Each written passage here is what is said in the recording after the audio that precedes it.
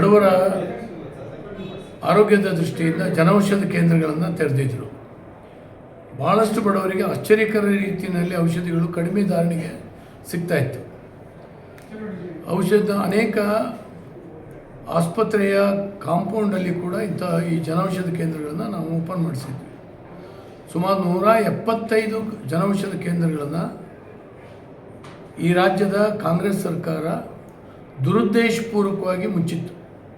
ಕೇಂದ್ರ ಸರ್ಕಾರ ಇದನ್ನು ಮಾಡಿದೆ, ಇದರಿಂದಾಗಿ ಕೇಂದ್ರ ಸರ್ಕಾರಕ್ಕೆ ಒಳ್ಳೆಯ ಹೆಸರು ಹೋಗ್ತಾ ಇದೆ ಅನ್ನುವಂಥ ಒಂದೇ ಕಾರಣಕ್ಕಾಗಿ, ರಾಜಕೀಯ ಕಾರಣಕ್ಕಾಗಿ ಇದನ್ನು ಮುಚ್ಚುವಂಥ ಆದೇಶ ಮಾಡ್ತು. ಮುಚ್ಚಿತ್ತು. ಈಗ 6 ತಿಂಗಳು 7 ತಿಂಗಳಿಂದ ಎಲ್ಲದೂ ಮುಚ್ಚೋಗಿತ್ತು. ಆದರೆ ನನಗೆ ಅತ್ಯಂತ ಸಂತೋಷ ಆಗಿತ್ತು, ಇವತ್ತು ಧಾರವಾಡ ಹೈಕೋರ್ಟ್ ಪೀಠದ ಧಾರವಾಡ ಬೆಂಚು ಆ ಆದೇಶವನ್ನು ರದ್ದು ಮಾಡ್ತು. ಇದರಿಂದ ರಾಜ್ಯದ ಕಾಂಗ್ರೆಸ್ ಸರ್ಕಾರಕ್ಕೆ ಕಪಾಳ ಹೊಡೆದಂಗೆ ಆಗಿದೆ. ಆ ಒಂದು ತೀರ್ಪನ್ನು ನಾನು ಹಾರ್ದಿಕವಾಗಿ ಸ್ವಾಗತ ಮಾಡ್ತಾ ಇದ್ದೀನಿ. ಈ ರಾಜ್ಯದ ಬಡವರ ದೃಷ್ಟಿಯಿಂದ ಇದು ತುಂಬ ಒಳ್ಳೆಯ ತೀರ್ಪು. ಬಡವರು ಈ ಕೋರ್ಟಿನ ನ್ಯಾಯಾಂಗವನ್ನು ಇವತ್ತು ಕೃತಜ್ಞತೆಯಿಂದ ಸ್ಮರಿಸ್ತಾರೆ. ಕಾಂಗ್ರೆಸ್ಸಿನ ಈ ರೀತಿಯ ರಾಜಕಾರಣ, ಪ್ರಿಜುಡೀಸ್ ಆಗಿರ್ತಕ್ಕಂಥ, ಪೂರ್ವಾಗ್ರಹ ಪೀಡಿತವಾಗಿರ್ತಕ್ಕಂಥ ರಾಜಕಾರಣ ಹೋಗಬೇಕಾಗಿದೆ. ಪ್ರತಿಯೊಂದರಲ್ಲೂ ಕೂಡ ಈ ರೀತಿ ಮಾಡ್ತಾ ಇದೆ ಕಾಂಗ್ರೆಸ್ ಸರ್ಕಾರ.